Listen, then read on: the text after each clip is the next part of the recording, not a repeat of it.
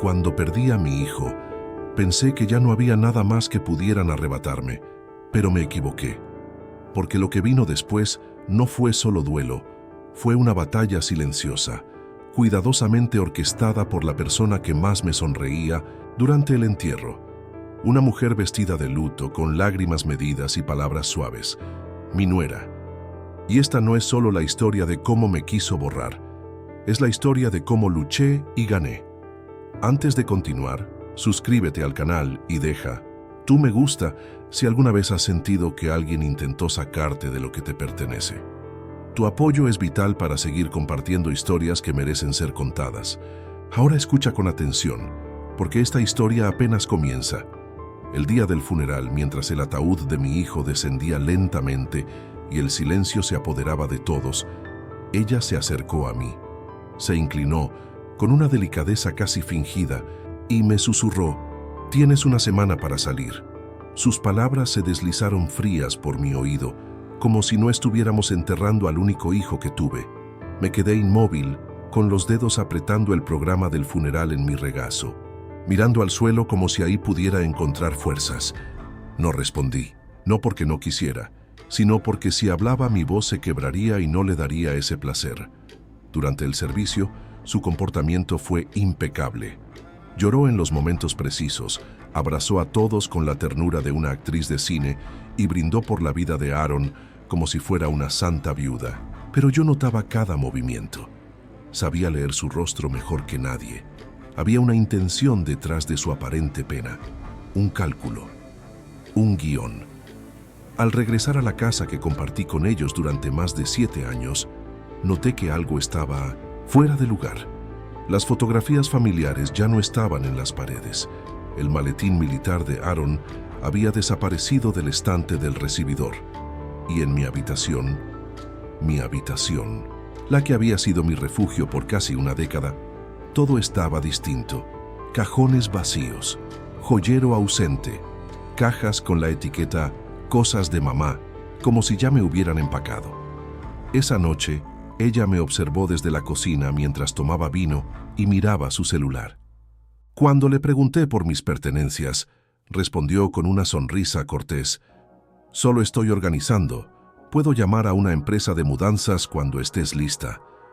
Fingí no escuchar el veneno detrás de su voz, pero por dentro, el corazón me latía como un tambor en guerra. Le pregunté por mis joyas. «Están en la caja fuerte. No querrías perder nada con tanta gente entrando y saliendo», respondió, dándole un sorbo a su copa como si nada. Me recordó que Aaron y ella habían hablado de esto, de enviarme con mi hermana. Una hermana que no tengo, y ella lo sabe perfectamente.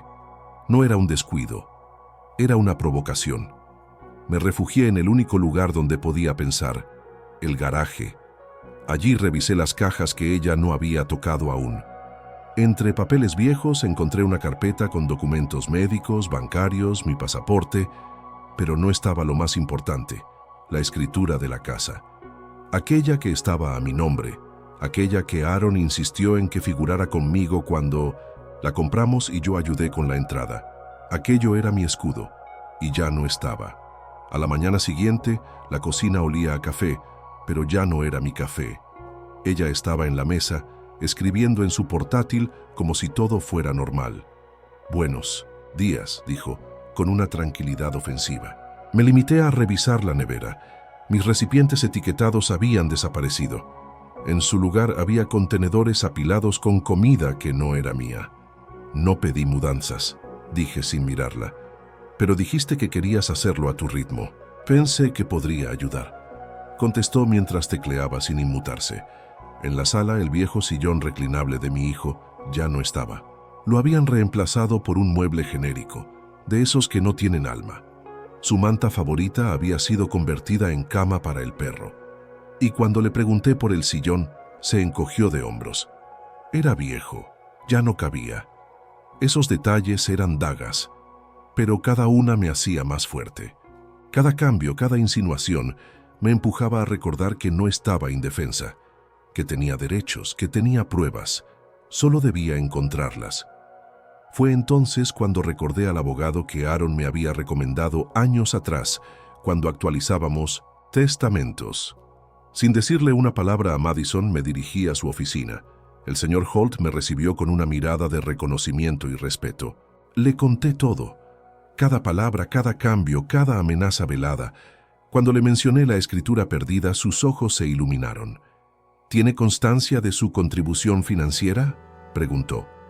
Le respondí que sí, que tenía el recibo del cheque de caja que usé para ayudar con la entrada.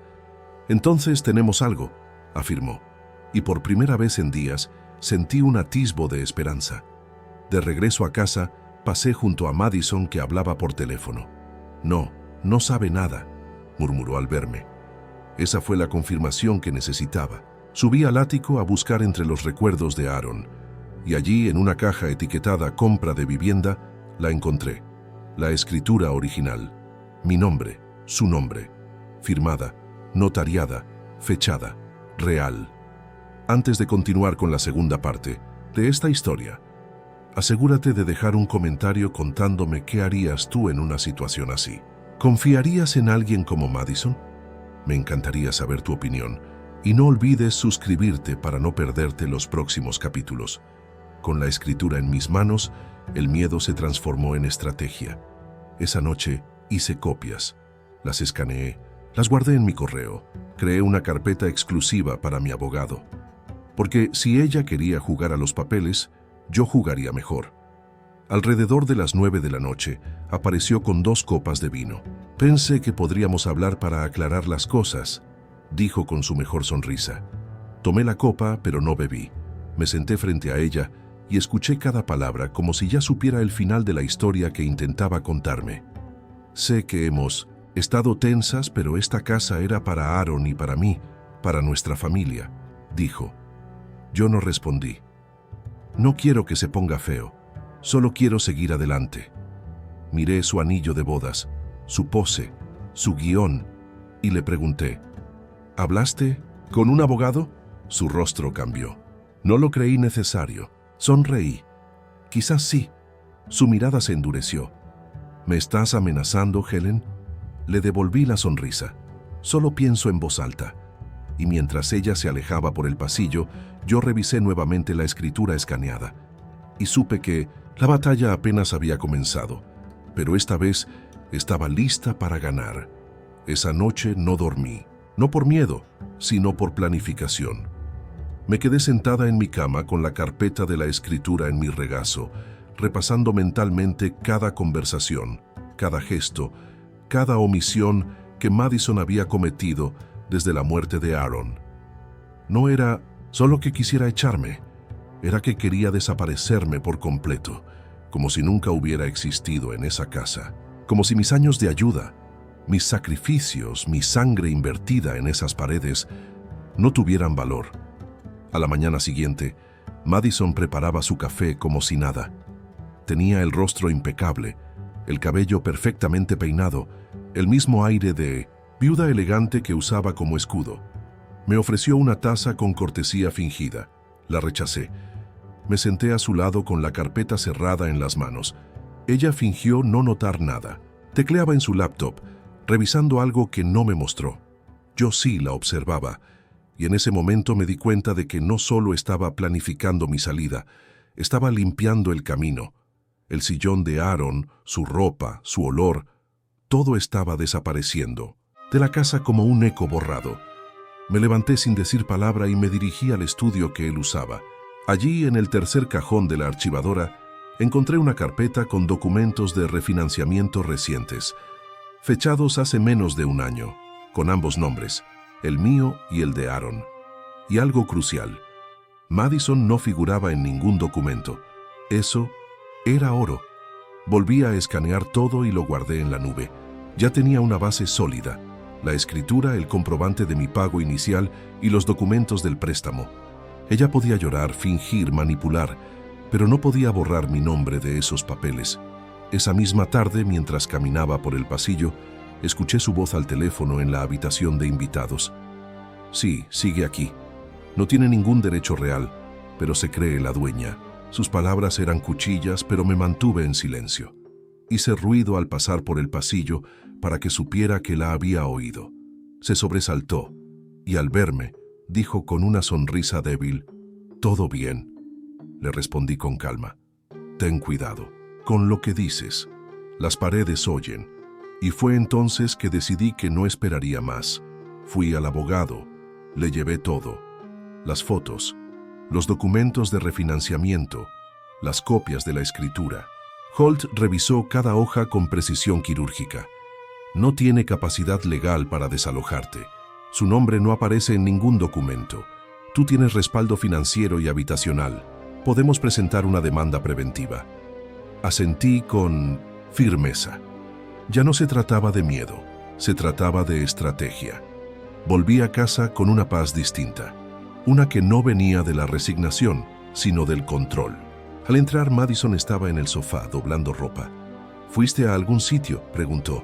Le respondí sin vacilar: «Solo necesitaba aire». Me miró con desconfianza.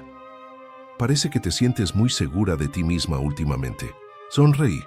«Acabo de recordar algo importante». Ella entrecerró los ojos, sospechando que algo había cambiado.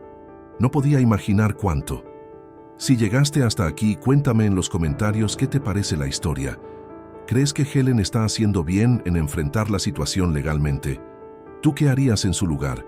Y por favor, recuerda darle me gusta al video si aún no lo hiciste. Así nos ayudas a seguir compartiendo historias como esta». Esa noche fue distinta. Dormí sin la cuña en la puerta, sin miedo a los pasos en el pasillo, pero a las 2 de la madrugada escuché movimiento, pisadas lentas frente a mi habitación. Me acerqué sigilosamente, pegué el oído a la puerta. Silencio. Luego, pasos, alejándose. No tocaron, no hablaron, pero fue suficiente para saber que ella seguía intentando intimidarme. A la mañana siguiente todo estaba normal, o al menos eso parecía. Madison se comportaba como si nada hubiese pasado. Me ofreció café. Rechacé de nuevo. Mientras desayunaba, volví a revisar los archivos en la nube. Confirmé que todo estaba intacto. Luego volví a la oficina del abogado y le entregué lo nuevo. «Ella está jugando con fuego», dije. «Entonces, tenemos que actuar rápido», respondió Holt. Redactó un aviso legal que presentaría ante cualquier intento de desalojo. Además, preparó una solicitud para proteger mis derechos de copropiedad, evitar la venta de la propiedad y cualquier refinanciamiento fraudulento. Regresé a casa y Madison estaba organizando una reunión de duelo. Un evento con amigos y colegas de Aaron, como si fuera un brunch de domingo. Me lo mencionó como quien informa algo trivial. No pidió ayuda, no preguntó nada, solo dijo: «Será algo pequeño para cerrar el ciclo». No discutí, pero observé cada paso, cada invitación enviada, cada bandeja de comida que colocó con precisión. El evento llegó. Al principio fue extraño, gente sonriendo, brindando, hablando de Aaron como si estuvieran en una celebración. Yo me mantuve al fondo, en silencio, viendo cómo Madison flotaba de invitado en invitado, repitiendo frases vacías, hasta que un amigo de Aaron se me acercó. «Kyle», me abrazó con fuerza. «Él no paraba de hablar de ti. Siempre decía que eras su roca». Sentí un nudo en la garganta, pero no lloré. Agradecí y seguí en silencio. Más tarde otra mujer se me acercó. «¿Sigues viviendo aquí?», asentí. Pensé que Madison había dicho que esta era su casa. Sonreí con calma. Error común. Aaron y yo éramos copropietarios. Vi cómo sus cejas se alzaban. Desde el otro lado de la sala, Madison me miraba. Sonrisa tensa, pupilas clavadas. Su juego comenzaba a desmoronarse. Se acercó y me llevó al pasillo. «¿Intentas empezar algo?», dijo. «Solo dije la verdad», respondí. Me miró con rabia contenida. «Esta gente no necesita saber de papeles». Crucé los brazos. «Entonces no hubieras escondido todo lo que hiciste». Ella respiró hondo. «Esto es delicado, están aquí para apoyarme», respondí. «Entonces mejor no sirvas vino en la casa de la que intentas borrar a mi hijo». Su cara se sonrojó. «Si no quieres estar aquí, puedes irte», sonreí. «No me voy a ninguna parte». Y ahí fue cuando se inclinó susurrándome con esa misma voz que usó en el funeral. «¿Crees que eres lista, Helen?». Pero no tienes idea de cómo funciona esto. Me aseguraré de que te arrepientas. Y salió con una sonrisa para recibir al siguiente invitado, como si nada hubiera pasado. Y mientras la fiesta continuaba, observé algo peculiar. Un hombre con abrigo de diseñador y cabeza rapada me miraba fijamente. Habló con Madison en el pasillo y se fue temprano. Su forma de moverse, de susurrar, algo no encajaba. Y más tarde, cuando todos se fueron, vi algo aún más extraño. En el bolso de Madison sobresalía una carpeta manila. No estaba allí antes. Y tenía una etiqueta que decía Plan B. Esa noche esperé. Cuando escuché el agua de la ducha, entré sigilosamente a la habitación. Revisé su bolso. Dentro, varios documentos. Una copia de una ecografía. Un testamento con firma digital. Una fecha posterior a la muerte de Aaron. Una captura de pantalla con metadatos de su computadora. No me llevé nada, solo fotos. Y supe que el juego acababa de cambiar. Ella no solo quería echarme, quería reescribir la historia. Y yo no se lo iba a permitir. A la mañana siguiente, el sonido que me despertó no fue el del despertador ni el de pasos en el pasillo. Fue un leve sollozo. Delicado, casi ensayado. Provenía de la cocina. Me levanté, sin hacer ruido bajé las escaleras con cautela y la vi. Madison de pie junto al fregadero en bata, con un pañuelo arrugado en la mano y mirando por la ventana como si estuviera en una telenovela. Al notar mi presencia, se giró lentamente, se secó los ojos con la palma de la mano y me dedicó una sonrisa temblorosa. Lo siento. A veces simplemente me golpea de nuevo, dijo en un susurro frágil. No respondí, pero fue entonces cuando hizo algo que congeló mi sangre. Se llevó una mano al vientre, no de manera dramática, pero lo suficiente como para que mi mirada se posara allí. Estoy embarazada, murmuró. Mi corazón se detuvo, por un segundo. No podía ser, no después de todo lo que había descubierto, no con las fechas, no con los archivos falsificados. No quería decir nada hasta estar segura, continuó. Pero es verdad, estoy de 8 semanas, quizás 9. Cada palabra era una daga. Aaron había muerto hacía más de 10 semanas. La aritmética no mentía, y ella tampoco era torpe. Esto era deliberado. Puso una ecografía sobre la mesa, una imagen borrosa con su nombre, la clínica y una fecha en una esquina. La tomé con manos frías. La giré lentamente analizando cada detalle. 4 semanas atrás, no 10, no encajaba. Y ella lo sabía. Usé un donante, dijo. Aaron y yo lo hablamos por si acaso. Quería tener algo de él. Mentira. Lo supe al instante. Aaron jamás habría tomado una decisión así sin decírmelo. Nuestro vínculo era demasiado fuerte, demasiado transparente. Esta historia no era un homenaje, era una narrativa fabricada, un instrumento de compasión para los demás, algo que ella usaría para ganar terreno emocional. Ilegal. Espero que ahora entiendas por qué esta casa es tan importante para mí, añadió. Y en ese momento comprendí todo. Ella no solo buscaba echarme, quería vestirse con el rol de víctima, la viuda afligida embarazada que convivía con una suegra inestable. Era un plan, un personaje, y yo era el obstáculo en su teatro. Asentí lentamente. Sí, entiendo. Su rostro se suavizó, creyendo que me estaba rindiendo, que su actuación había funcionado, pero en cuanto dejó la habitación, saqué mi teléfono. Comparé la fecha de la ecografía con los documentos que había fotografiado en su bolso. Firmas electrónicas, registros de archivo, todos con fechas cercanas, todos creados en la misma semana. Reenvié todo a Holt con un breve mensaje. Necesitamos hablar. Menos de 1 hora después, me llamó. Su voz era firme. Esto nos ayuda. Mucho. Si alega embarazo por inseminación, podemos exigir sus registros médicos. Y si mintió, es fraude. Sigue documentando todo. Mantén la calma. Y eso hice. No reaccioné. No discutí. Me volví invisible. Limpié la casa. Cociné. Asentí a cada comentario que hacía sobre la cuna, la ropa del bebé, los colores para la habitación. Jugaba al futuro. mientras yo jugaba al presente con evidencias. Hasta que llegó el viernes. Por debajo de la puerta deslizaron un sobre Manila. Lo abrí con manos firmes. Un aviso de 48 horas para desalojar. No tenía sello judicial. No era un documento oficial, pero pretendía serlo. Decía que debía irme por inestabilidad emocional y comportamientos hostiles. Me acusaba de ser un peligro para el bebé y para la salud mental de Madison. Leí cada línea con detenimiento. Una mentira tras otra. Pero al final, una frase me heló la sangre.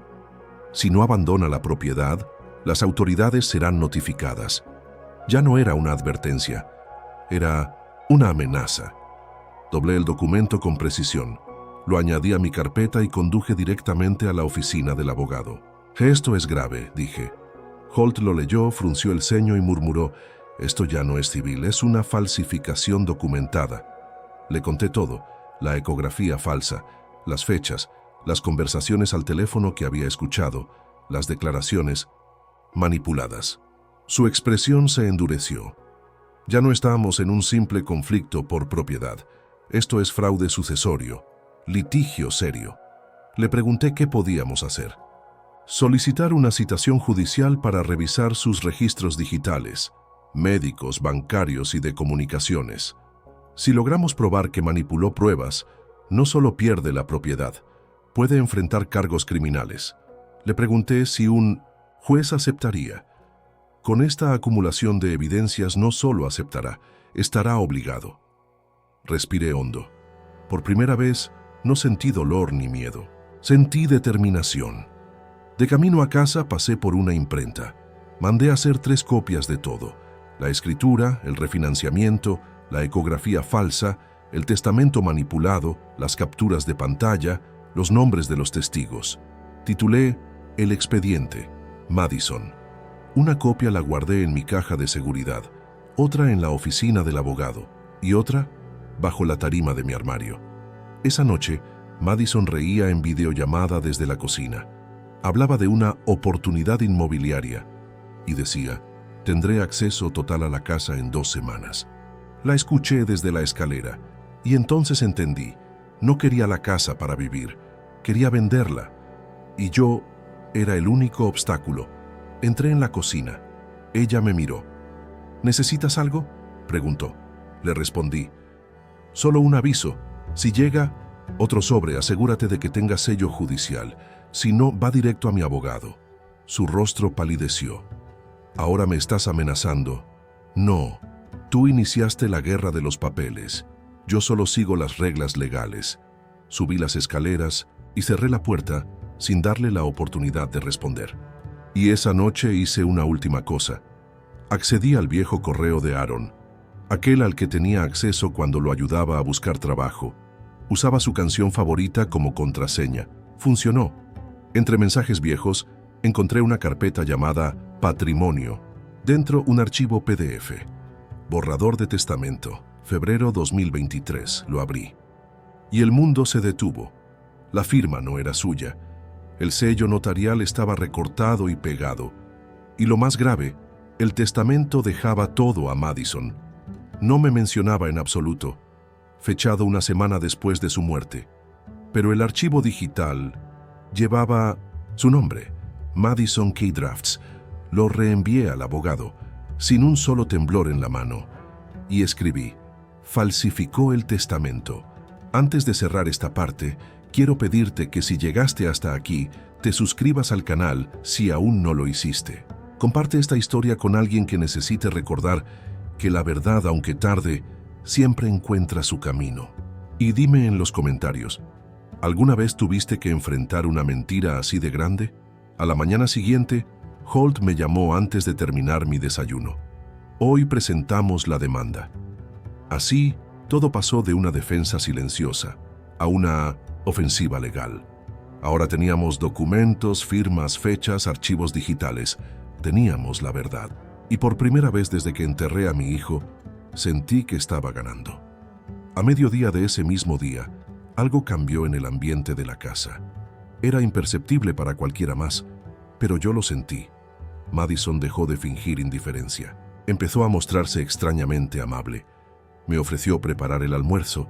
Me preguntó si quería acompañarla a comprar cosas para el bebé. Respondí que no, solo eso, no. Ella inclinó la cabeza, estudiándome, como si buscara grietas en mi serenidad. ¿Todo bien?, preguntó con una sonrisa que no le alcanzaba a los ojos, y yo respondí, ya veremos. Esa tarde, mientras estaba fuera haciendo quién sabe qué, recibí la llamada de un notificador. Estaremos entregando documentos esta noche. No se involucre, dijo. Créame, no lo haré, respondí. Cerré las persianas y esperé sentada en el sofá, con las carpetas en orden sobre la mesa de centro y el expediente preparado, abierto en la página que mostraba la escritura original. A las 5 de la tarde escuché el sonido familiar de su camioneta. Entró al porche con bolsas de compra en las manos. Y entonces, como en una coreografía milimetrada, un hombre con chaqueta gris salió de un sedán estacionado al otro lado de la calle. Subió los escalones con paso firme. Revisó un sobre grueso y pronunció su nombre completo. Madison Catherine Weller. Ella se detuvo en seco. Sí, respondió confundida. El hombre extendió el sobre. Ha sido notificada. Fraude sucesorio y embargo de bienes. Madison parpadeó, con los labios entreabiertos. ¿Qué demonios es esto? Tendrá que leerlo, dijo el notificador antes de darse media vuelta y desaparecer tan rápido como había llegado. La observé desde la ventana. Sostenía el sobre como si pesara 1 tonelada. Sus ojos buscaron la casa. Me encontró observándola. No me moví, no pestañeé. Entró como una ráfaga, golpeó el sobre contra la mesa, lo abrió con manos torpes, leyó la primera página, luego la segunda, y entonces lo oí. No, no, no. Un susurro quebrado que luego se transformó en grito. Está mintiendo, todo esto son mentiras. Se volvió hacia mí como si pudiera revertir la realidad con sus gritos. ¿Qué les dijiste? Me puse de pie con calma. No les dije nada. Los documentos hablaron por mí. Lanzó el sobre al suelo, entró a la cocina murmurando como poseída. Yo lo arreglo, esto no va a pasar. Pero ya no me hablaba a mí. Hablaba al vacío, al mundo que por fin le decía que no. Esa noche no salió de su habitación, no comió, no encendió ninguna luz. Y a la mañana siguiente la encontré en el jardín delantero hablando por teléfono, caminando en círculos. Consíganme un abogado que sepa cómo enterrar esto. No me importa lo que cueste, es solo una anciana. Me quedé en el porche, brazos cruzados. Le dejé claro que escuché cada palabra, y ella se giró, me miró, y por primera vez desvió la vista. 2 días después se fijó la audiencia preliminar, el día que sellaría el destino de la propiedad, de la mentira, de la arrogancia que había construido en torno al duelo. Llegamos al juzgado a las 9 de la mañana. Madison vestía una chaqueta color crema. En una mano la ecografía, en la otra una carpeta delgada con documentos cuidadosamente seleccionados. Su abogado era joven, trajeado, con voz suave y narrativa emotiva. Mi cliente es una viuda, embarazada, aún en duelo. Vive bajo presión, compartiendo espacio con la madre del fallecido, quien ha mostrado comportamientos inestables.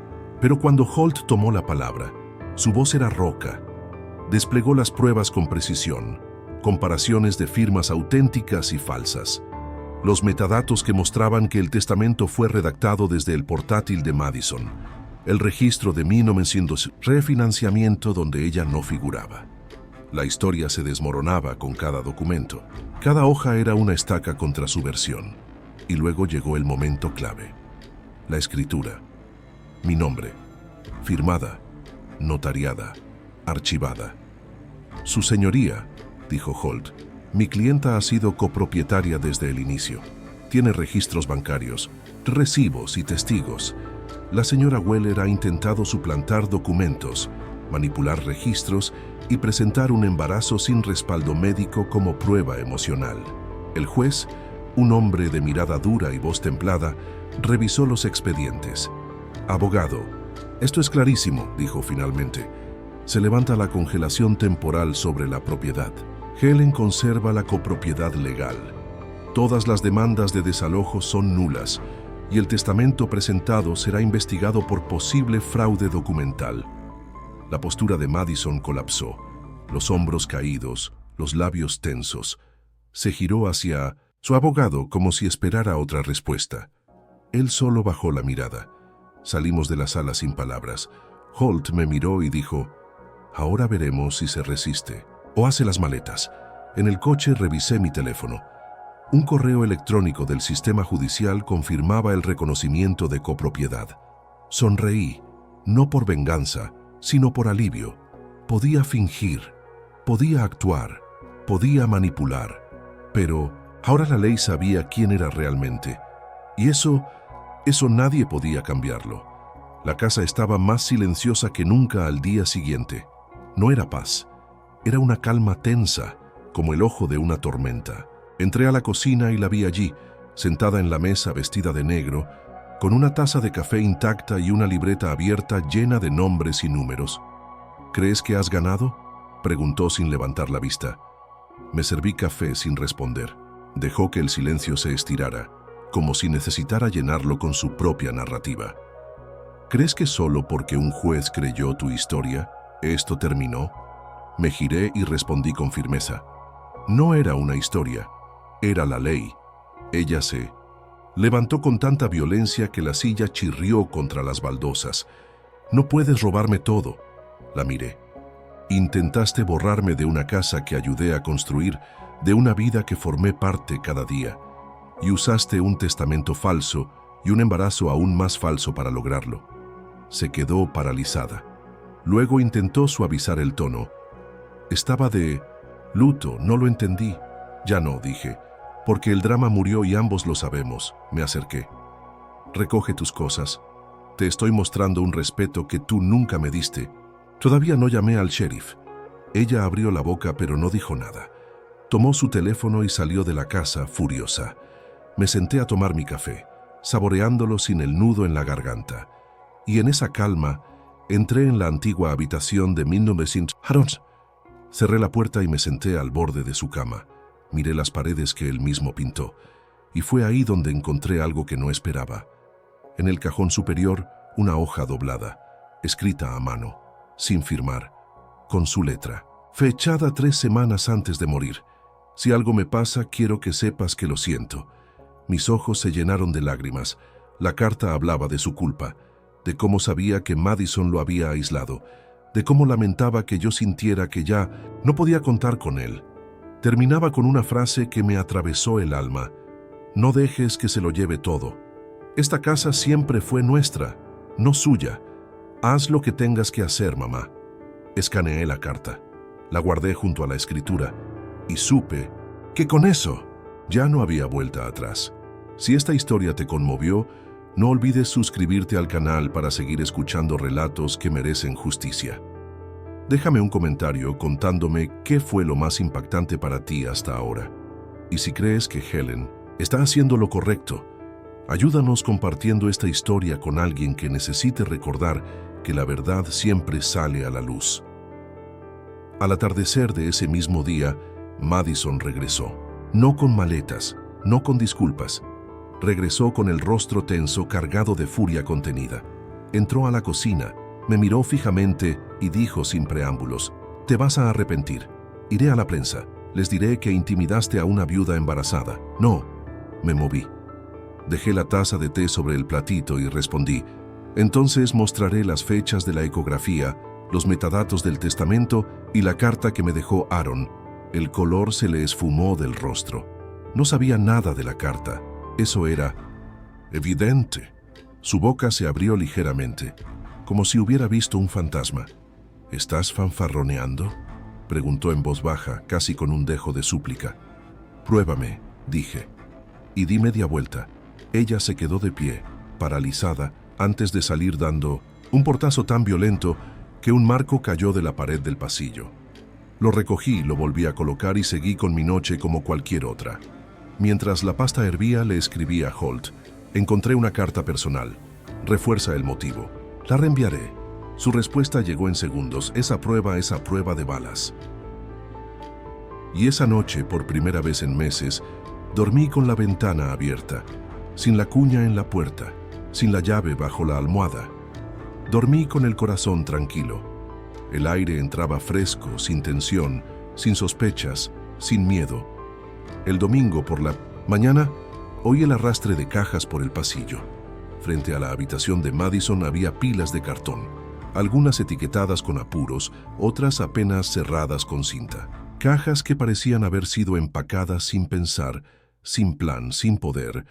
No le pregunté si de verdad se iba. No lo necesitaba. Ya sabía que se había quedado sin armas. Cuando entró a la cocina, no dijo nada al principio.